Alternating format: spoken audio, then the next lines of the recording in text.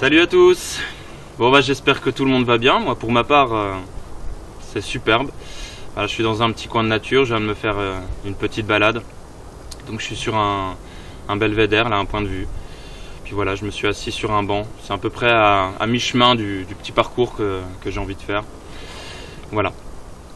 Donc aujourd'hui je vous fais une vidéo parce que j'ai envie de vous donner un petit peu l'expérience et les synthèses que j'ai pu faire depuis 2 ans, depuis que la page Hitman existe. Parce que pour ceux qui me connaissent et qui me suivent et qui auraient vu la vidéo, ma première vidéo de présentation et de témoignage, voilà, vous savez que là maintenant finalement ça fait à peu près 4-5 ans, on va aller vers la 5e année, que je me renseigne abondamment sur l'hygiénisme, la physiologie et la permaculture. En ayant voilà, un peu plus d'enthousiasme et un peu plus d'entrain à la recherche sur la santé et la physiologie. Donc, voilà. Et donc ça fait 2 ans voilà, seulement que la page Hitman existe. Et moi là je voulais en fait vous faire partager la synthèse, l'expérience de ces 2 ans. Parce que au bout de ces 2 ans, il y a énormément de mûrissement qui est arrivé, hein, forcément. Tous les jours on en apprend et on mûrit tous les jours. Si on sait s'en remettre en question et qu'on veut avancer, bien sûr. Donc voilà, et puis on fait des erreurs, on apprend de nouvelles choses, on refait d'autres synthèses qu'on n'avait pas vues avant, parce qu'on prend de plus en plus de recul aussi. Parce que plus on avance, plus on prend du recul, mieux on arrive à voir l'ensemble des choses. Et donc voilà, pour commencer d'ailleurs, la santé, pour moi aujourd'hui c'est vraiment un ensemble de choses.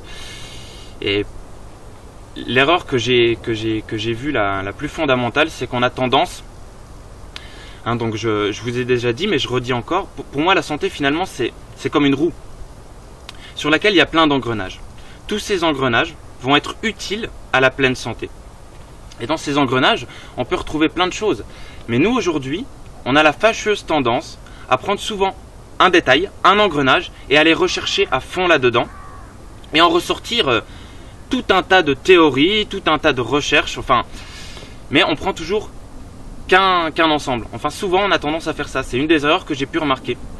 Par exemple, aujourd'hui on a vraiment eu tendance à tout mettre dans l'alimentation pour remettre la santé d'une personne. Or l'alimentation ne peut pas faire tout, puis quand on parle d'alimentation, on n'a rien dit. Par exemple aujourd'hui, j'ai remarqué qu'on parle beaucoup d'alimentation physiologique, donc des aliments qui seraient les plus physiologiques pour nous, donc les fruits, les légumes, les verdures, les noix, mais avant tout les fruits, des fruits bien mûrs. Donc ça, il est clair que voilà, en apprenant rapidement la physiologie, on va vite se rendre compte que ce sont ces aliments qui nous correspondent le plus. Mais ils nous correspondent à l'essence même, je veux dire, donc aux origines, quand on vivait dans des pays chauds, tropicaux, au bord de la mer, en pleine nature, avec une énergie colossale, avec une énergie vitale colossale, et puis un train de vie cool. Rien à voir avec notre monde de vie actuel.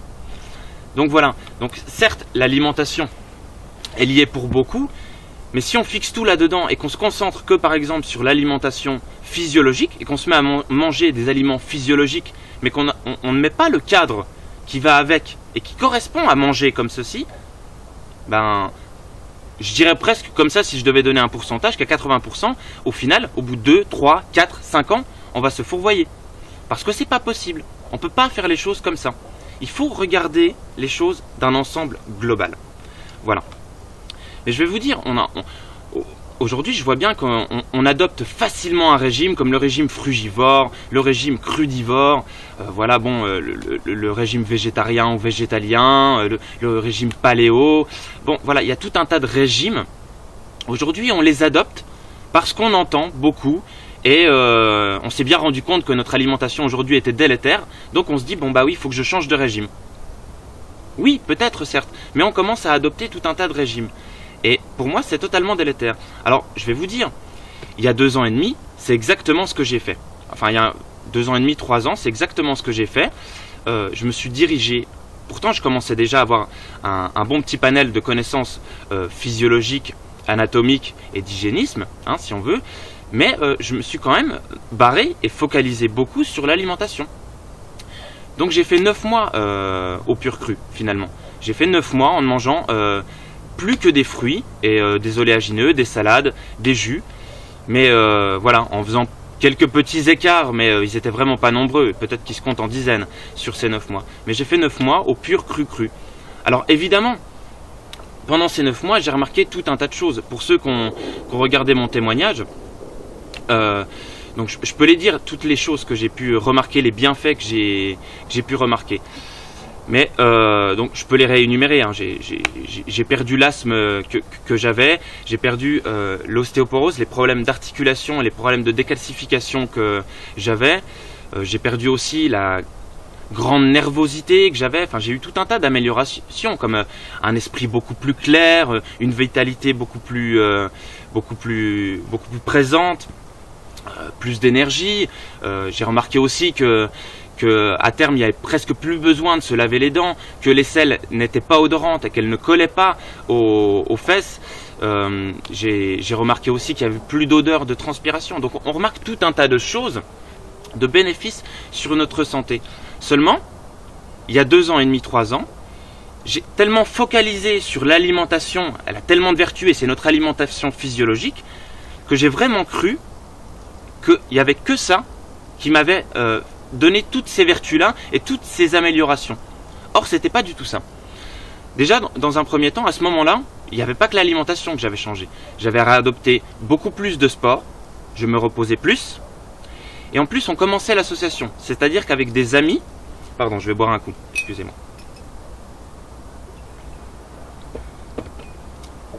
C'est-à-dire qu'avec des amis, on commençait à créer une association et on commençait à se souder, à être bienveillants envers nous-mêmes, à s'aider, à s'unir pour une cause, pour la même cause, je veux dire. Donc forcément, il y avait un aspect énergétique par ça. On était tous contents, tous heureux, tous en action. On se sentait vibrer, quoi, je veux dire. Donc ça, voilà, adjoint à une meilleure hygiène globale, une meilleure alimentation. Bah voilà, rien que tout ça, ce sont aussi des facteurs qui ont joué énormément à une reprise, à une meilleure santé. Et sinon, si on remet le focus sur l'alimentation, eh ben moi je pense que c'est pas tant parce que j'ai mangé cru, parce que j'ai mangé des aliments plus physiologiques, avec plus de minéraux, plus d'enzymes, plus de vitamines, parce qu'ils sont vivants et ils sont à l'état naturel, donc principalement les fruits et les légumes, hein, je parle, à l'état cru, à l'état brut. C'est pas encore tant ça qui m'a donné tant de bien. C'est surtout que j'ai supprimé énormément d'autres produits alimentaires. Donc déjà l'industrie, forcément, et puis aussi tout un tas d'autres aliments. J'ai supprimé les viandes, donc j'ai supprimé les céréales, j'ai supprimé les laitages, enfin j'ai supprimé les produits animaux et les céréales, si on veut globalement, et la cuisson quelque part aussi. Donc tout ça a fait que j'ai supprimé en fait finalement un tas d'obstructions. Et quand on remet la loi de l'homéostasie, on l'a souvent rappelé, mais la loi de l'homéostasie qui veut dire que n'importe quel système en l'absence de perturbation, revient à son état d'origine. Voilà. Donc c'est-à-dire qu'en fait, il faut comprendre que pour obtenir une convalescence, améliorer sa santé, il faut enlever dans un premier temps les obstructions. Parce que le seul qui a le pouvoir de guérir, c'est bien le corps. C'est lui qui a les mécanismes, c'est lui qui a le pouvoir de nous guérir et de nous maintenir notre bonne santé. Seulement, il s'agit de 1, lui apporter les matériaux et les besoins physiologiques dont il a besoin, mais surtout, et avant tout, de ne pas l'obstruer. Voilà. Et donc là, en changeant d'alimentation, j'ai supprimé énormément en fait d'obstructions. Donc j'ai rajouté moins d'aliments dans ma bouche. Je mangeais beaucoup moins. Je mangeais avec frugalité. Et ça, ce sont des choses importantes. Parce que là, forcément, j'avais un travail digestif qui était amélioré. Et beaucoup moins d'obstructions. Et donc un travail éliminatif, donc éliminé, beaucoup moins important. Et donc ça fait quoi? Si on a un travail éliminatif beaucoup moins important, eh bien ça fait qu'on va obtenir plus d'énergie pour la dispatcher dans d'autres systèmes. La digestion, les défenses immunitaires, la lymphe, le système nerveux, le fait qu'on réfléchisse. Enfin, voilà, dans tous les autres systèmes qu'il y a à l'intérieur de notre corps, eh ben, l'énergie pouvaient être utilisées parce qu'il y avait moins d'élimination et moins de travail digestif. Et en fait, c'est ça qu'il faut vraiment comprendre. Parce que je vais remettre quelques bases. Finalement, comment il faut voir le corps? Selon moi, comment il faut voir le corps? Le corps, vous le savez, c'est un tas de cellules. Des millions, des milliards de cellules. Il y a plein de cellules. Il y a encore des éléments qui sont plus petits, des bactéries, qui vivent avec ces cellules, qui travaillent ensemble pour les cellules, pour les besoins de l'organisme. Et il y a encore des plus petits organismes que Béchamp, un chercheur de l'époque, au même temps que Pasteur, avait appelé les microzymas, qu'aujourd'hui on peut appeler les cyanobactéries. Voilà, ce sont des éléments encore plus petits. Voilà. Mais au final, le corps, il est fait de cellules. Voilà. Ces cellules, elles ont des besoins. Elles ont besoin de se nourrir, elles ont besoin de respirer, elles ont besoin d'éliminer, tout à fait comme nous. Mais ce sont des cellules avant tout vibratoires. Elles vibrent. Et elles ont besoin d'énergie pour vivre. Elles ont besoin d'avoir une bonne vibration et elles ont besoin d'énergie. Donc ça veut dire quoi finalement? Si on comprend ça, cette base-là, l'énergie. Finalement, on pourrait simplifier la chose en ne parlant que d'énergie et d'un besoin énergétique vital. Voilà. Et ce besoin en énergie, on le mesure à l'intérieur de notre corps. On a une énergie qui nous sert à toute, je veux dire, pour activer nos muscles, pour activer nos organes, pour digérer, pour éliminer, enfin pour tout, pour penser, pour voir. On a besoin d'énergie. Donc le corps, comment il fabrique cette énergie? Cette énergie, elle est fabriquée à 80%, je dirais, pendant le repos. Pendant que le corps, il est au repos. En fait, il n'y a aucune obstruction. Donc, le sommeil, ou aussi quand on est au repos, que par exemple, si on est posé dans la nature, en plein soleil, on va aussi reprendre de l'énergie. Le soleil aussi va aider à synthétiser énormément d'énergie. L'alimentation, les fruits et légumes, donnent aussi de l'énergie. Mais en termes de pourcentage, ça représente rien du tout. Vraiment rien du tout. 2-3% par rapport aux 80% reprises par le sommeil, c'est rien du tout. Je rebois un petit coup, parce que le fait de parler comme ça m'assèche. Voilà. Donc ce qu'il faut comprendre, globalement, c'est que finalement notre corps c'est un corps énergétique. Et qu'on a de l'énergie. On a tous les jours, on récupère de l'énergie et on va avoir un quota d'énergie, une réserve d'énergie, qu'on peut distinguer en deux choses. Une énergie, si on veut, plus ou moins normale, et une énergie vitale. Donc on pourrait dire que l'énergie vitale, ce serait un petit cortex réservé. Le corps, c'est comme ça, pour les défenses immunitaires, pour les besoins d'élimination radicale, pour les réponses immunitaires radicales. Voilà. Donc le corps, il met toujours un bol de réserve pour ces réponses-là, hein, pour pas qu'on meure ou pour pas qu'on dégénère.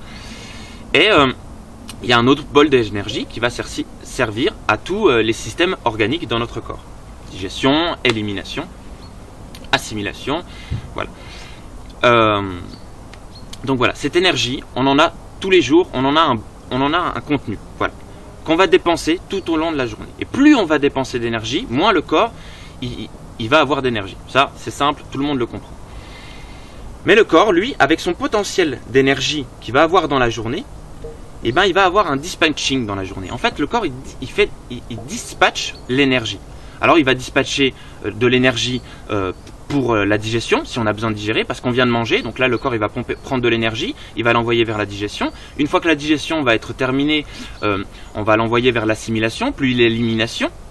Donc voilà, vers les organes comme le côlon et compagnie, ou les reins.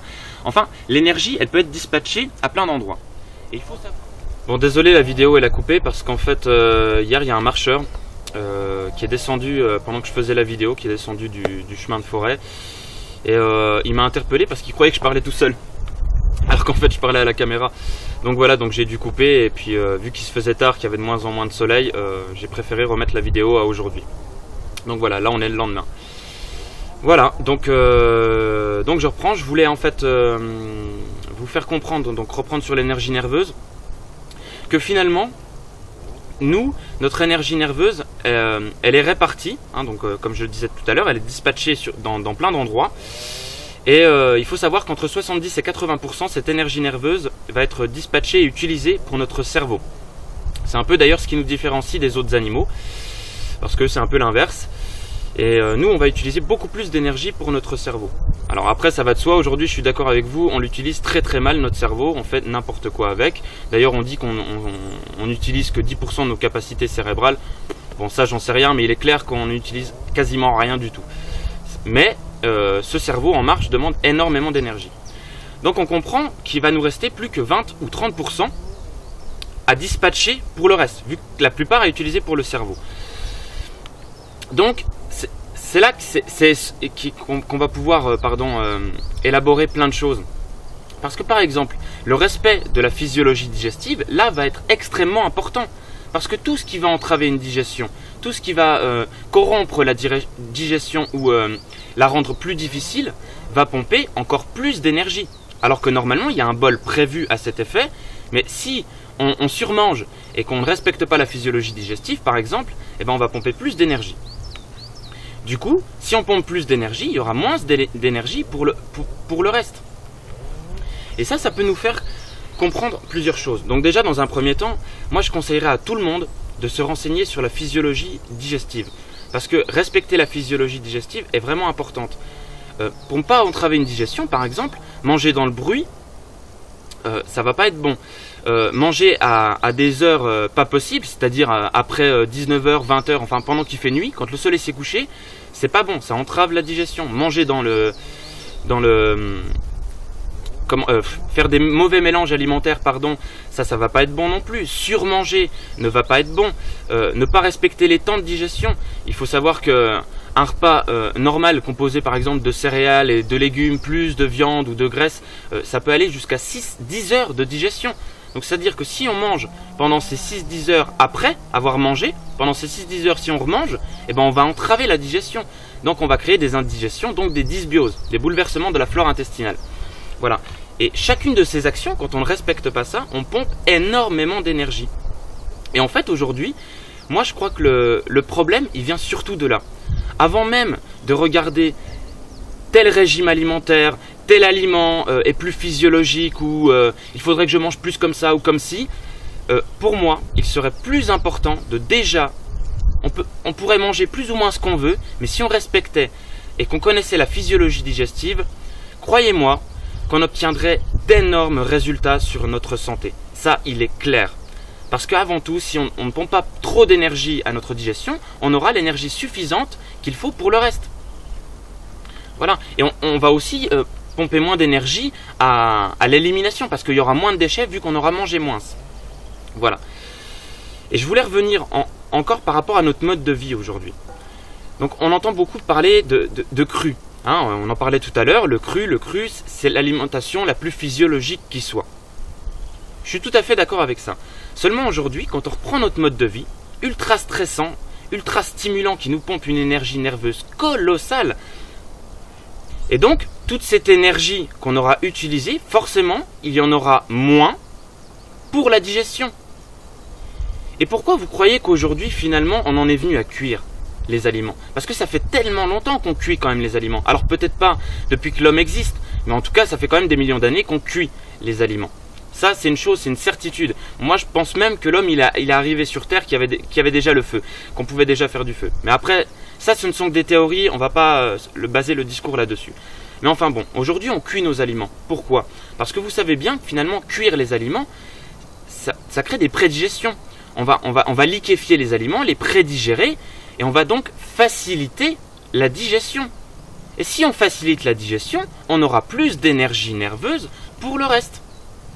Donc c'est pour ça qu'aujourd'hui, manger cru, oui, mais pour quelqu'un qui a vraiment pas du tout d'énergie nerveuse par exemple, et qui a déjà des problèmes digestifs, eh ben lui donner que des aliments crus va lui demander un travail digestif qui devrait être normal, mais pour lui ça va être trop, vu qu'il n'a pas beaucoup d'énergie, va lui demander un travail digestif conséquent, et finalement ça peut même lui entraver la digestion et créer des dysbioses parce qu'il n'arrive pas à digérer car il n'a pas assez d'énergie nerveuse. Donc c'est pour ça que finalement c'est bien de voir à chaque fois tel aliment contient tel micronutriment, tel macronutriment, telle vitamine, tel enzyme, tel oligo-élément. C'est bien de mesurer tout ça à chaque fois où tel aliment est acide ou alcalin. Mais en fait, une pomme, il est clair qu'une pomme va contenir beaucoup plus de nutriments quand elle est crue que quand elle est cuite. Ça c'est clair. Mais si on met cette pomme sur un individu qui a des problèmes digestifs, pas d'énergie nerveuse par exemple, ou des difficultés d'assimilation, peu importe, eh ben tout le contenu, il va avoir tellement de mal à le digérer finalement qu'il n'en obtiendra pas tout le contenu. Alors que finalement, voire peut-être même rien du tout, parce qu'il n'aura rien digéré du tout, il n'aura pas réussi. Alors que finalement, si cet aliment est un peu cuit, alors là après c'est pareil, il faut respecter la cuisson, on va en parler après, mais si cet aliment il est cuit, il va être digéré beaucoup plus facilement. Alors certes, il y aura moins de macros et de micronutriments dus à la cuisson, mais en tout cas ils seront tous assimilés. Et ça fait une grande différence quand même. Voilà. Bon, après je parlais de cuisson. Alors c'est pareil, la cuisson, aujourd'hui nous on cuit à trop haute température. Normalement, il faudrait pouvoir cuire comme si c'était le soleil qui cuisait nos aliments plus ou moins. Donc il ne faudrait pas dépasser logiquement les 41 degrés. Voilà. Mais ça, on peut faire des cuissons lentes. Au lieu de prendre une demi-heure pour cuire ou faire frire nos légumes, on peut prendre une heure et demie pour les cuire à 40 degrés. Ça prend plus de temps, mais au moins on garde un contenu qui est beaucoup plus important. Voilà. Donc tout ça, c'est pour vous faire comprendre finalement que manger cru, certes, ça fait du bien, certes, c'est ce qui aurait de plus physiologique, mais si on ne met pas avec le cadre physiologique, ça peut être totalement délétère. Et vouloir manger cru sans avoir un minimum de connaissances physiologiques avant, eh ben on peut se fourvoyer. Et ça crée un gros problème.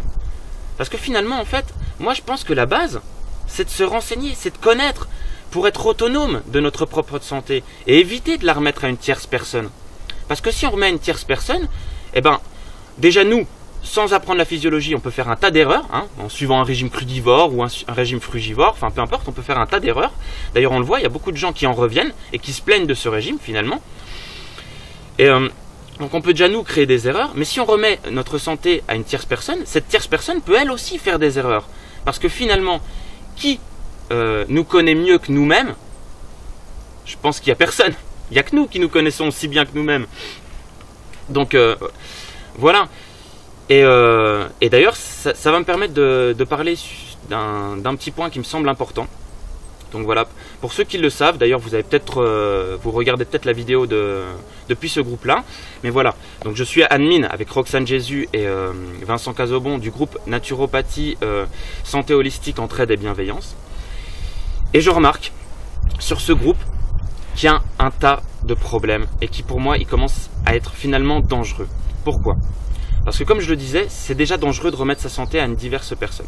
Déjà, il faut savoir que par exemple un naturopathe, lui, il va prendre 1 heure, 2 heures de son temps pour essayer de poser le plus de questions possible, pour connaître au mieux le terrain de la personne, pour ensuite pouvoir pronostiquer quelque chose.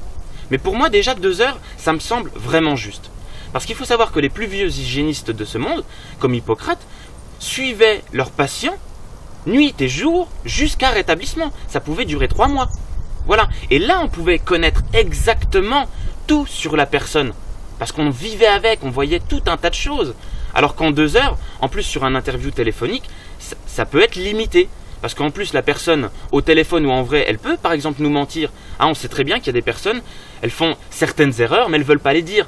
Donc du coup, le naturopathe qui est en face, bah, lui, il ne va pas les savoir, ces erreurs-là. Donc il ne va pas les compter. Voilà.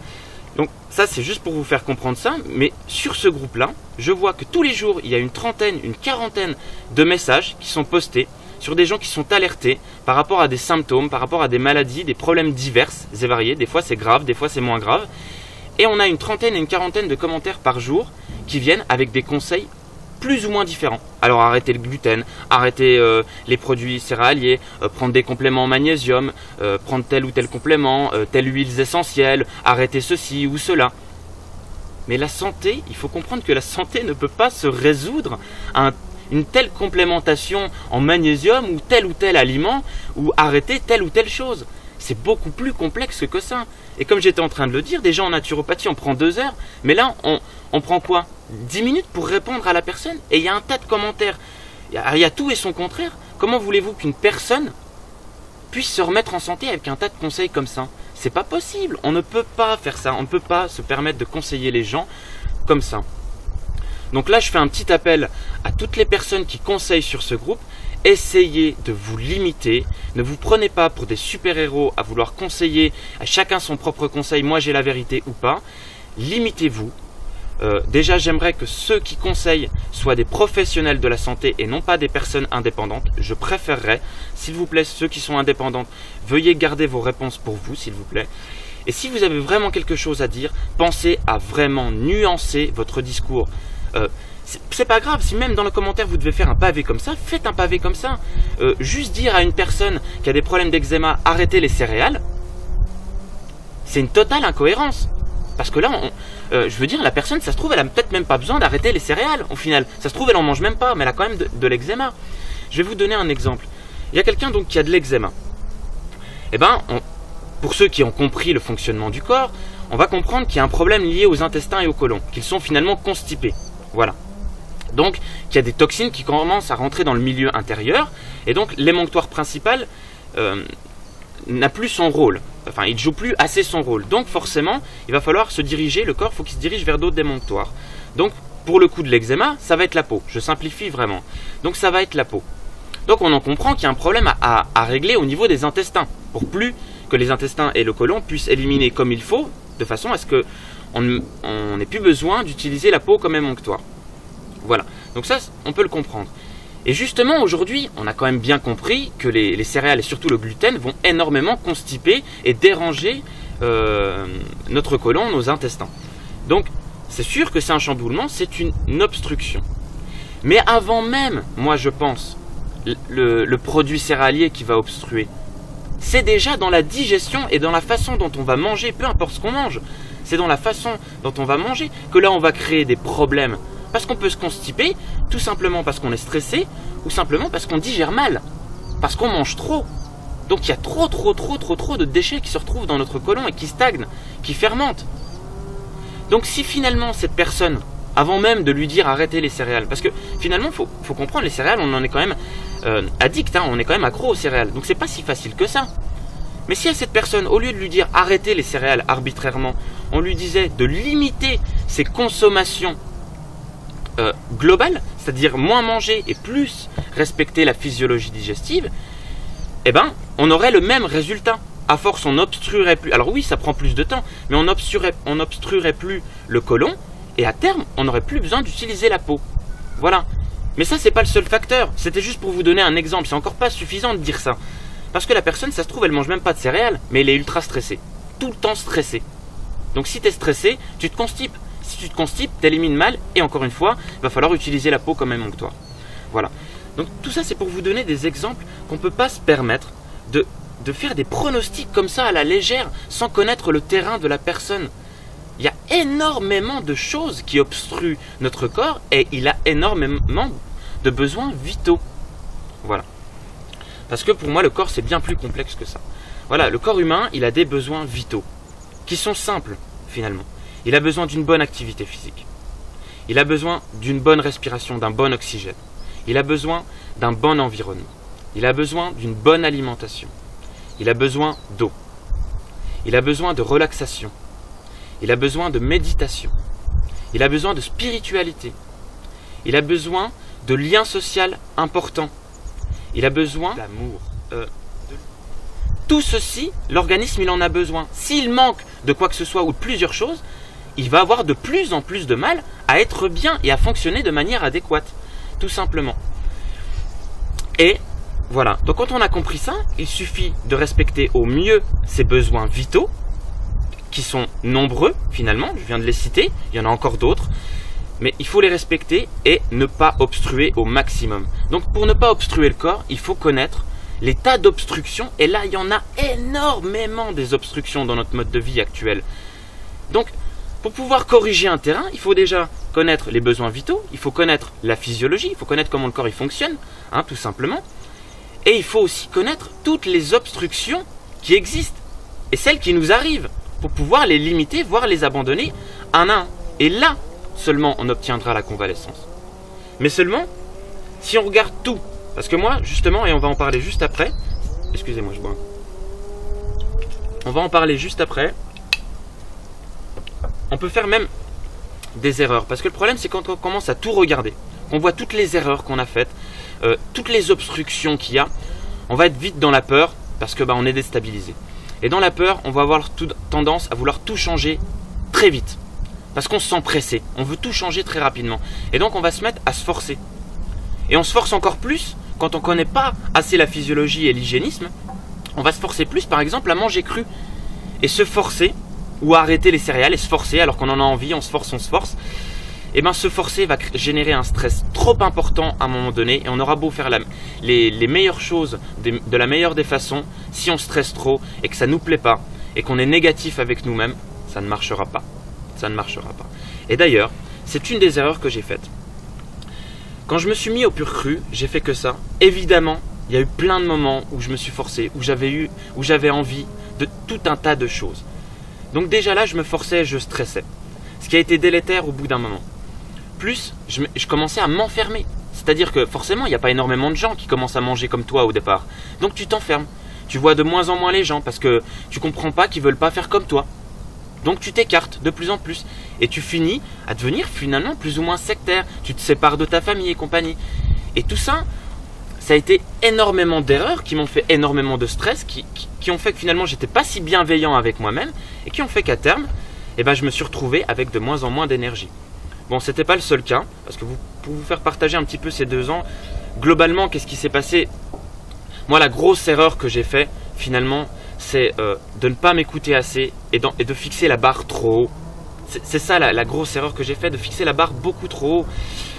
En fait, on avait commencé l'association avec des amis et nanana. Donc, on menait énormément d'activités.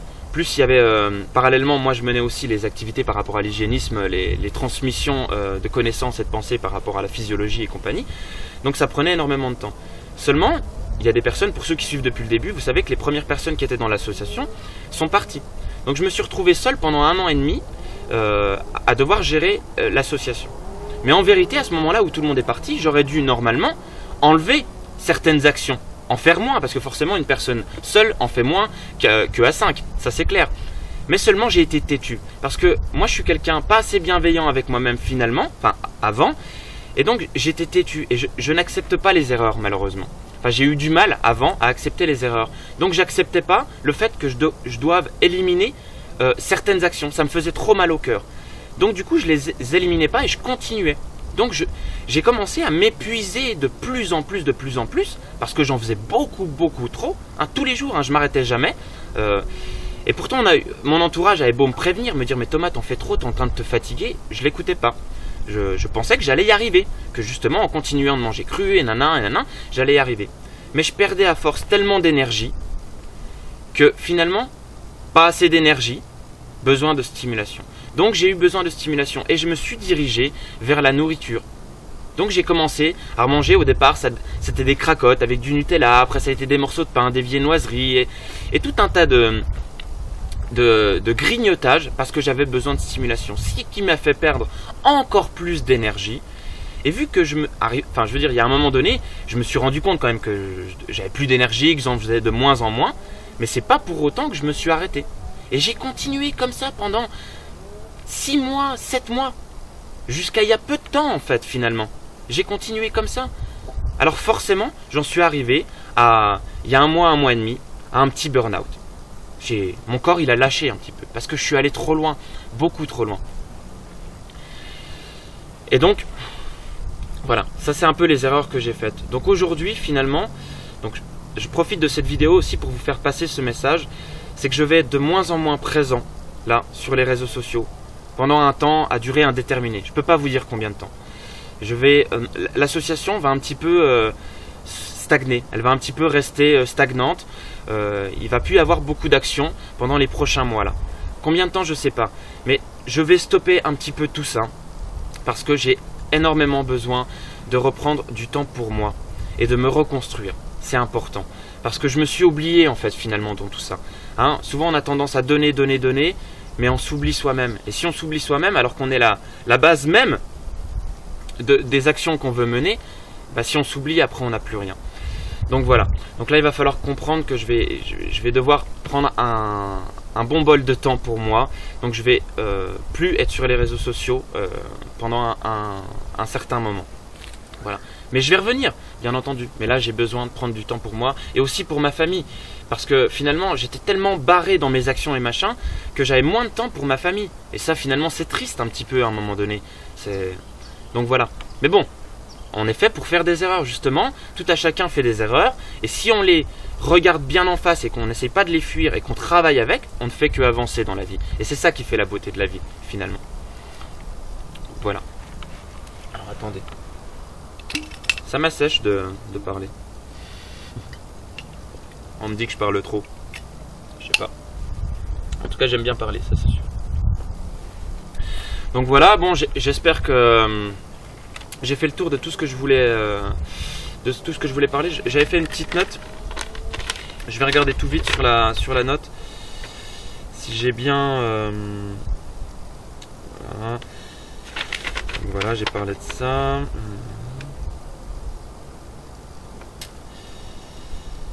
Voilà. Oui. Je voulais encore... Il y a juste un petit truc et après je vais finaliser par vous transmettre...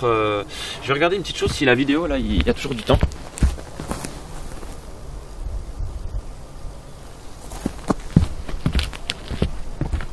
Pardonnez-moi.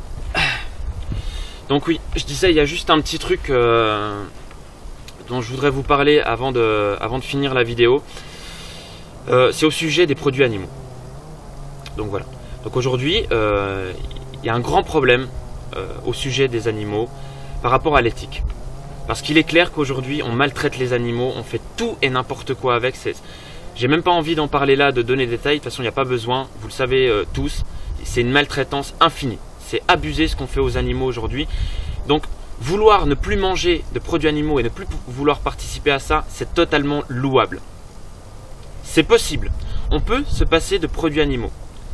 Mais attention, c'est possible, mais pas pour tout le monde. Déjà, ce ne sera pas pour tout le monde. Ça va dépendre du terrain, de l'énergie de la personne et ça va dépendre des connaissances aussi. Parce que pour ne pas manger de produits animaux, c'est possible, mais il faut un tas de connaissances. Parce qu'il y a un tas de choses qu'on peut soutirer des produits animaux et qui nous sont essentiels. Parce que l'homme, il en a toujours mangé des animaux. Ça, faut pas dire le contraire. Qu'on prouve le contraire, c'est pas possible. L'homme, il en a toujours mangé. Même un herbivore mange des animaux d'ailleurs. Mais bon, bref. Donc voilà. Par contre, il va falloir avoir un tas de connaissances pour pouvoir le faire. Je dis pas que c'est impossible. C'est largement possible. Mais il faut se renseigner abondamment avant sur la physiologie, avant de vouloir se lancer à ne plus manger d'animaux. Parce qu'il y a énormément de personnes qui le font sans connaissance et qui ont à terme des carences. Pas liées que forcément que aux animaux, mais à tout un tas de choses. Mais il peut y avoir des carences. Et je veux dire, vouloir oublier les animaux, les produits animaux pour la santé, ça peut être une totale erreur. Les produits animaux peuvent être essentiels pour une bonne santé. Alors, ça ne veut pas dire qu'on est obligé d'en manger. Si on avait véritablement, par exemple, un cadre physiologique, qu'on vivait en pleine nature, au soleil, aux Bahamas, au bord de l'eau, une vie paisible comme pas possible, avec une abondance de fruits, on aurait peut-être, et qu'on ne faisait pas de l'ultrasport, hein, qu'on n'avait pas des activités physiques qui nous déchirent complètement, et qu'on surmangeait pas non plus, hein, enfin qu'on respectait tout, on aurait plus ou moins peut-être pas tant besoin, je dis pas parce que ce serait peut-être pas pour tout le monde, mais pas tant besoin des produits animaux, ça c'est clair. Mais pardon, aujourd'hui, ça peut être très important. Je vais simplement donner un exemple. Pour une personne qui est dans un état nerveux, mais amoindri au plus possible, qui n'a plus d'état nerveux, que son état nerveux ne fonctionne plus du tout, qu'elle est au ras des pâquerettes, et ben ça va être très dur finalement, parce que quand on dit on n'a pas d'énergie, au début de la vidéo, comme je l'ai dit, l'essentiel c'est de comprendre que le repos va pouvoir permettre de resynthétiser énormément. C'est une chose de comprendre ça. Mais quand on n'a plus du tout d'énergie nerveuse, eh ben on a du mal à se reposer. Parce qu'on est dérangé, on ne fait pas des nuits correctes, on n'arrive pas à dormir complètement, on est toujours chamboulé, on se réveille en pleine nuit, où on a besoin tout le temps de stimulation, donc on dort pas assez et compagnie. On va avoir besoin de café, de thé, donc on va s'empêcher de dormir. Donc des fois le repos pour certaines personnes, il est très difficile d'accès. Et c'est là où des produits animaux, comme des œufs, ou comme des viandes, mais des viandes, attention, de bon approvisionnement, voilà, pas des viandes des fermes de 1000 vaches où elles sont totalement, elles ont une nourriture totalement délétère, où on les Ça non. La meilleure forme de viande possible, j'entends. Mais il y a certaines personnes où du poisson va être essentiel pour améliorer le système nerveux d'une personne. Parce que faut comprendre que les animaux, quand ils mangent, eux, ils synthétisent déjà énormément de neurohormones et de neurotransmetteurs qui, quand nous, on va les manger, vont nous stimuler et vont nous permettre d'obtenir des neurotransmetteurs et des neurohormones. Et ça va être essentiel pour reconstruire un état nerveux critique. Voilà. Donc il faut faire attention de ne pas vouloir simplement éliminer... alors le faire pour l'éthique ou pour tout un tas d'autres raisons. Mais si on commence avec les années à voir et à s'affaiblir de plus en plus et qu'on le ressent, c'est à ce moment-là qu'il ne faut pas se masquer et qu'il ne faut pas se forcer à ne plus vouloir en manger. Parce que c'est pas parce que là, à ce moment donné, on était végan ou végétalien, qu'on n'en mangeait pas, mais qu'on a besoin d'en manger, qu'on va en manger pendant 2 ou 3 semaines. C'est pas ça qui va faire de nous qu'on est un sauvage, un tueur et qu'on participe à tous ces problèmes. Faut pas aller aussi loin que ça. Sinon, si on le fait pas, eh ben on va continuer à dégénérer. Et si on en meurt, c'est pas, je vois pas en quoi mourir ou être en mauvaise santé, c'est si beau pour la vie finalement. Donc voilà, oui, on peut se passer des produits animaux, mais il va falloir faire très attention. C'est pour ça que, je répète encore une dernière fois, que les connaissannes au niveau physiologique sont très importantes pour chaque individu si on veut vraiment être autonome. Voilà. Et puis un autre petit truc que j'avais envie de dire par rapport à la viande, parce que ça aussi c'est un truc que j'entends souvent, la viande elle putrifie dans le côlon, dans les intestins, et elle nous acidifie et compagnie. Bon, il faut savoir qu'au pH, quand on mesure la viande, c'est un des aliments les plus neutres qui existent, mais peu importe. Mais en attendant, il y a une vraie anomalie là-dedans, parce que dire que la viande elle putrifie, pour moi c'est un peu une erreur, parce qu'il faut savoir que la viande elle est totalement finie de digérer dans la première partie de l'intestin grêle. Là, la viande est finie, donc elle n'atteint pas le côlon, donc elle ne peut pas y être putrifiée finalement, puisqu'elle ne l'atteint pas. Alors oui, il y a quand même les derniers déchets de fibres et compagnie qui vont se retrouver dans le côlon et qui vont, eux, oui, putrifier. Mais ça représente rien du tout, hein. Sur un morceau de 100 grammes, je crois qu'il doit rester entre 20 ou 30 grammes de fibres. Donc c'est moins de la moitié. Donc il va y en avoir pas beaucoup.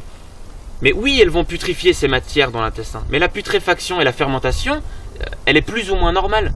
Faut pas oublier que tous les jours, hein, il y a énormément de cellules qui meurent.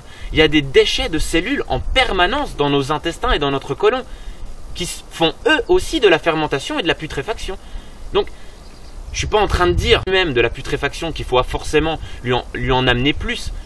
Mais c'est juste pour faire comprendre qu'il ne faut pas non plus dire que la viande, elle va faire putrifier et que ça, c'est un problème qu'on putrifie et qu'on fasse de la fermentation dans les intestins. C'est une réaction déjà normale. Tous les jours, ça le fait sans qu'on mange quoi que ce soit. Donc voilà, c'était juste pour remettre ça au clair. Voilà. Voilà.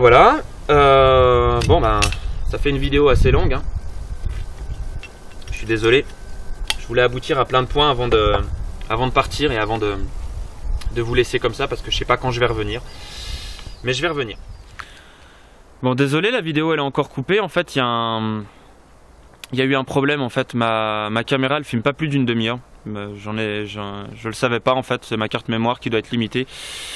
Du coup, ben, je m'en suis aperçu. Donc, il n'y avait pas la fin de la vidéo. Donc, je suis redescendu jusque chez moi et je suis remonté pour pouvoir finaliser la vidéo. Même s'il restait pas grand-chose, fallait quand même qu'il y ait une fin. Donc voilà, bon, bah, j'étais tout simplement en train de vous dire voilà, que j'allais être très absent des réseaux sociaux et puis des actions liées à l'association Racine pendant un temps indéfini. Donc voilà, parce que j'ai besoin de me retrouver moi-même. Donc là, pour l'anecdote, je vais sûrement partir sur un pèlerinage. Donc je vais aller marcher. Alors je sais pas encore trop où ni combien de temps, mais en tout cas tout ce que je sais, c'est que je vais marcher à pied et je compte partir sans argent. Et puis sans mon téléphone, sans rien du tout quoi, en fait, les poches vides et puis juste ma tente, mon sac de couchage et puis 2-3 babioles. Bon, quand même mes papiers, on sait jamais. Voilà. Mais voilà, je pense que ça va être très important dans mon retour vers moi et ça va me faire vraiment du bien. Donc voilà, si je trouve des personnes sur la route qui ont des téléphones avec caméra ou autre, au pire peut-être que je vous ferai partager quelques photos ou quelques moments en vidéo, enfin on verra bien tout ça. Voilà, en tout cas je pars pas pour ça. Voilà, et sinon, donc je voulais finaliser pour vous dire qu'est-ce qui se passera dans les mois à venir. Alors plutôt courant de l'été et puis à suivre jusque l'hiver. Donc il y aura des conférences qui vont être lancées, hein. Donc tout ça animé par l'association et par moi-même, donc des conférences sur l'hygiénisme et la permaculture à chaque fois. Il y aura aussi des stages de 2 ou 3 jours, c'est encore à réfléchir, donc des stages qui seront là pour apprendre et vous rendre le plus autonome possible sur la permaculture et l'hygiénisme. Et il y aura aussi des formations. Alors ça va mettre encore un petit temps afin que ce soit bien scindé. Mais voilà, il y aura aussi des formations qui seront en place d'ici, enfin, dans un avenir proche, on va dire. Et voilà, sinon la BD dont je vous avais parlé est toujours en cours. Et je suis sur l'écriture de mon livre. Donc voilà, donc ce sera un livre en fait qui retranscrira en fait tout mon parcours en fait depuis le départ dans la santé, dans l'hygiénisme, la physiologie, la permaculture, le retour aux origines, l'autonomie. Voilà. Donc voilà, ce sera un livre comme une autobiographie, mais avec voilà, pas mal de petits trucs en plus, mais voilà. Je garde des réserves pour l'instant. Voilà, mais je vous tiendrai au courant quand tout ça sortira. Voilà. Bon bah voilà, là, désolé, la vidéo était un peu longue, mais il y avait tellement de choses à dire, et puis bon bah je sais pas encore quand je vais revenir, donc j'avais encore pas mal de choses à aborder. Voilà, au moins c'est fait. Libre à vous de la regarder en plusieurs fois. Voilà, sinon courant du mois de janvier et février, donc moi je serai pas là hein, finalement, hein. Mais en fait je vais quand même poster. Alors peut-être deux ou 3 fois par semaine, je sais pas encore, faut encore que je programme tout. Mais je vais reposter en fait tous les articles que j'ai écrits et toutes les vidéos. Voilà, histoire de refaire un remove pour les nouveaux arrivants et pour ceux qui ont envie de revoir ou voilà, parce que je sais que c'est toujours assez difficile d'accès quand on va sur la page. Après pour tout retrouver, c'est un voilà. Donc je vais faire un petit remove de tout ça. D'ailleurs, voilà, je vous invite ceux qui me regardent et ceux qui soutenaient le mouvement, quand vous verrez ces posts, si vous avez envie de les partager à vos proches ou sur des groupes, voilà, parce que moi je serais pas du tout là pour le faire. Habituellement je le faisais, mais là je pourrais plus le faire, donc voilà, si vous pouvez le faire à ma place, voilà, c'est tout grâce à vous. Voilà. Bon bah écoutez, voilà, c'est une nouvelle année qui commence. Alors j'espère que tout le monde sera en forme et on va attaquer tout ça de pied ferme. Voilà, je vous souhaite plein de bonnes choses pour cette année. Vraiment, je vous souhaite toutes les bienveillances possibles qui puissent vous arriver. Et voilà, et qu'on continue tous ensemble vers la régénération et la pleine santé. Voilà. On se quitte, en plus le soleil est en train de se coucher. Désolé, il y a un peu de pénombre sur mon visage. Mais enfin voilà. En tout cas, voilà, c'est pas un adieu, c'est un au revoir. Mais j'aurais été en tout cas très content d'avoir partagé tous ces moments avec vous, d'avoir pu vous soutenir, que vous m'ayez soutenu aussi, et d'avoir pu partager tout ça. C'était avec un grand moment de plaisir, je veux dire, c'était vraiment super. Et de toute façon, on va revenir encore plus fort que jamais. Voilà. Avant tout, des fois, il faut se reposer. Voilà. Je vous embrasse tous, je vous donne plein d'amour, enfin je vous envoie plein d'amour et bienveillance à vous. Yahoo!